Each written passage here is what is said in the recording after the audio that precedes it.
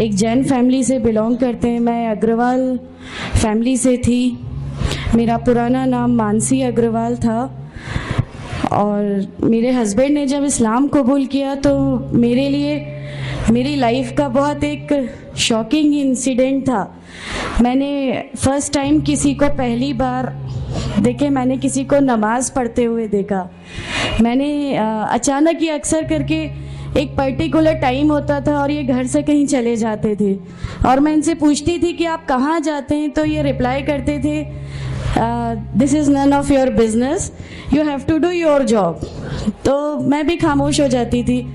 बाकी मेरे father in law से अक्सर इनकी डिबेट और सब कुछ हुआ करता था, बट मुझे नहीं समझ में आता था कि ये डिबेट क्या है, ये लोग किस बात पे इतना ज़्यादा, मतलब इनका डिबेट इतना एग्रेसिव मूवमेंट्स पे कैसे आ जाता है। तो बाकी फिर एक धीरे धीरे जब मुझे ये इस्लाम के पहले तो ये लोग नहीं बताए, बट फर्स्ट टाइम जब मैंने इनका फजर की नमाज़ थी और अचानक मेरी नींद खुली और मैंने इनको नमाज़ पढ़ते हुए देखा। मैंने इनसे पूछा कि आप क्या नमाज़ पढ़ रहे हैं, क्योंकि सिर्फ टेलीविज़न पे देखा था कि हाँ ऐसे जो करते हैं वो नमाज के एक्शंस हैं। मैंने इनसे पूछा कि आप नमाज़ पढ़ रहे हैं, इन्होंने कहा कि हाँ मैं नमाज़ पढ़ रहा हूँ। मैंने बिल्कुल देर नहीं की मेरे फादर इन लॉ को बताने में। मैं रूम से बाहर निकल के और मैंने सबसे पहले उनको बताया कि पापा जी आज ही इनको मैंने नमाज़ पढ़ते हुए देखा। तो उन्होंने मुझसे कहा कि ठीक है खामोश रहो, अभी किसी से कहना नहीं, हम देखेंगे क्या कर सकते हैं। अब वो जो मेरी लाइफ का मोमेंट था, वहाँ से मेरे को ऐसा लगा कि ये क्या हुआ, मतलब ये क्या कर रहे हैं, ऐसा क्यों कर रहे हैं, ये कहीं ये किसी ऐसे व्यक्ति से तो नहीं मिल गए जो इनको टेररिज्म की तरफ ले जा रहा है और ये ऐसी चीज़ों में तो नहीं इन्वॉल्व हो जाएंगे। एक बहुत बड़ा डर जो मेरे अंदर था वो, और on that time I was pregnant, तो मेरे को एक बहुत खलबली सी लगी रहती थी कि ये क्या चल रहा है, ये क्या चल रहा है।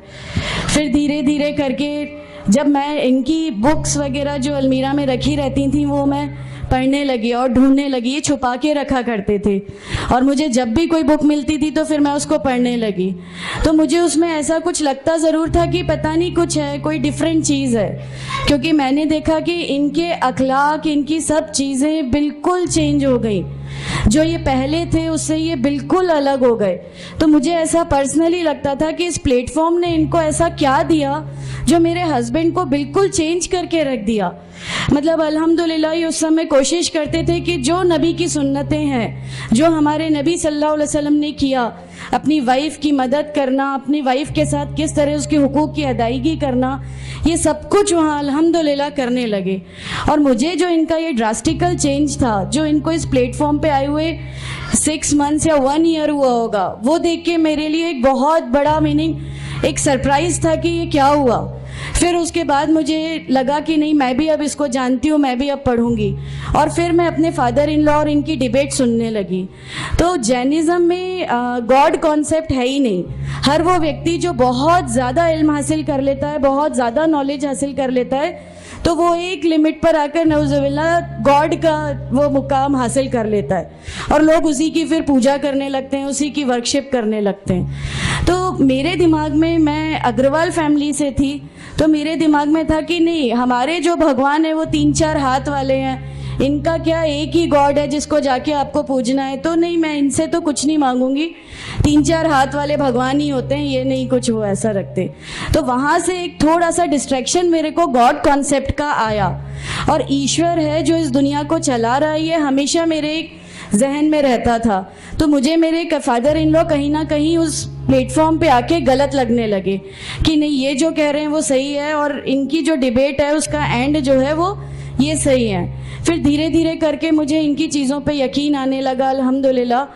फिर हमारे एक फैमिली फ्रेंड है, उनके यहाँ ये मुझे ले गए। वहाँ पर किसी ने मुझसे कहा कि मैं बहुत बुज़ुर्ग हो चुका हूँ, कलीम सिद्दीकी शायद हैं, कलीम सिद्दीकी साहब है, मुझे उनका नाम ध्यान नहीं है अच्छे से, बट उन्होंने मुझसे कहा बेटा मैं बहुत बुज़ुर्ग हो चुका हूँ, मैं चाहता हूँ तुम कलमा पढ़ लो, मेरी ज़िंदगी रहे ना रहे, मैं आपसे मिलूँ ना मिलूँ, तो आप कलमा पढ़ लो।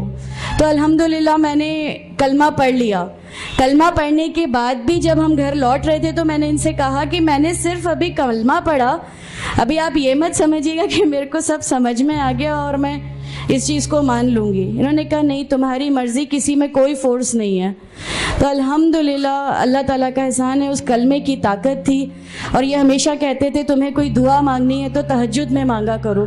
तहज्जुद का जो टाइम होता है वो बहुत कीमती होता है और उसमें अल्लाह ताला सबकी दुआएं कबूल करता है। इन्होंने मुझे एक दुआ सिखाई थी कि तुम एक दुआ मांगो कि या मेरे रब, अगर मेरा हस्बैंड गलत रास्ते पर है तो उसको सही रास्ते पे ले आ, और अगर मैं गलत रास्ते पे हूँ तो मुझे सही रास्ता दिखा दे।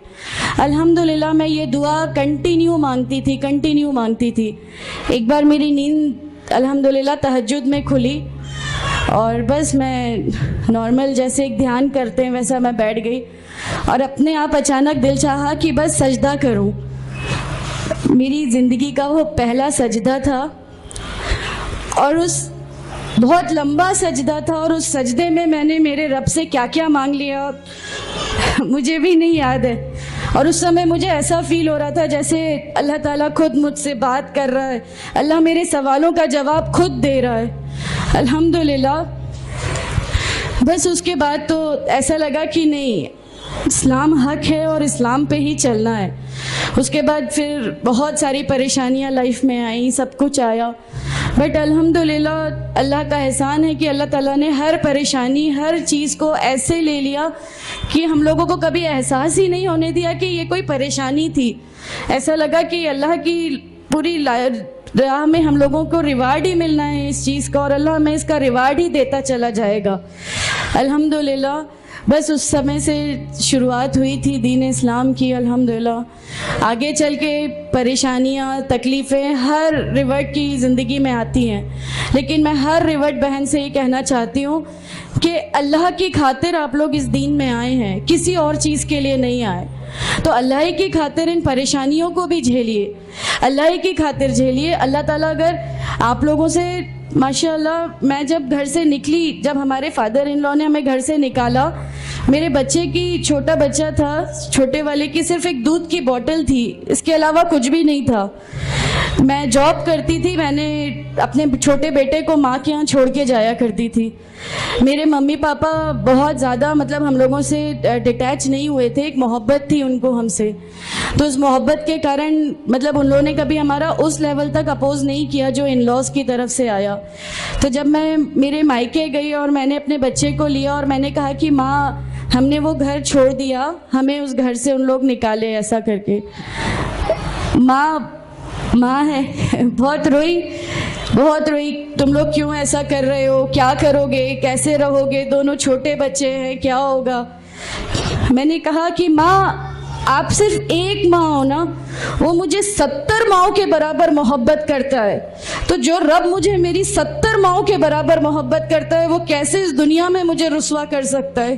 सिर्फ एक छोटा सा ये विश्वास था। अल्हम्दुलिल्लाह उस विश्वास को रखते हुए सारी चीज़ें, सब परेशानियाँ ऐसे अल्लाह ताला ने ले ली कि उसका मेरे पास कोई मतलब कहने के लिए भी शब्द नहीं है। अल्हम्दुलिल्लाह। और मैं आप लोगों से सबसे गुजारिश करती हूँ, और अगर अल्लाह ने मुझे आप लोगों की एक ऐसी बहन बना दिया जो आपकी परेशानियाँ, आपकी हर उसमें, हमारा घर, हमारी सब कुछ अल्हम्दुलिल्लाह आपके लिए है, क्योंकि हम लोग ठान के बैठे हैं हमारा जीना मरना, हमारी नमाजें, हमारा सब कुछ सिर्फ अल्लाह के लिए है, और यही लेके हमको जाना है। कोई जवाब हमें नहीं मिलेगी। अस्सलामु अलैकुम वरहमतुल्लाहि वबरकातुहू।